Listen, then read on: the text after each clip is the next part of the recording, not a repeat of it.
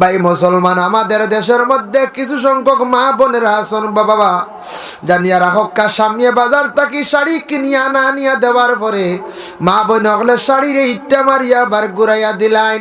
শাড়ি পছন্দ হয়েছে না, ও গো মা, তোমার যদি শাড়ি পছন্দ হয় না, তোমার স্বামীর সঙ্গে নিয়া তুমি মার্কেটও যাইতে পারো, অধিকার আছে, যা পছন্দ করিয়া শাড়ি কিনিয়া আনো। কিন্তু স্বামীর মনে এইভাবে আঘাত কান্তা দিও না, স্বামীরে ঘুরাইয়া কাপড় ইট্টা মারিয়া বার ঘুরাইয়া দিলাইদ্রা। সামান্য জিনিসের যদি কমি হয়ে যায় তাহলে স্বামীরে কঠোর কথা গোলা কইত্রা। কিন্তু ফাতিমা এমনের জন্য তোর নারীদের সর্দার আল্লাহ বানাইছেন না, যে ফাতিমা আলীর ঘরে রইছন, ঘরে খানি নাই, কিন্তু একটা দিন আলীর মনের মধ্যে কোনো বড় কথা দিছেন, বড় কথা দিয়ে আঘাত দিছেন না। হকা সুবহানাল্লাহ। এই নাসলা রাসূলুল্লাহর আদর্শবান মহিলা ফাতিমা। হযরতে ফাতিমা তো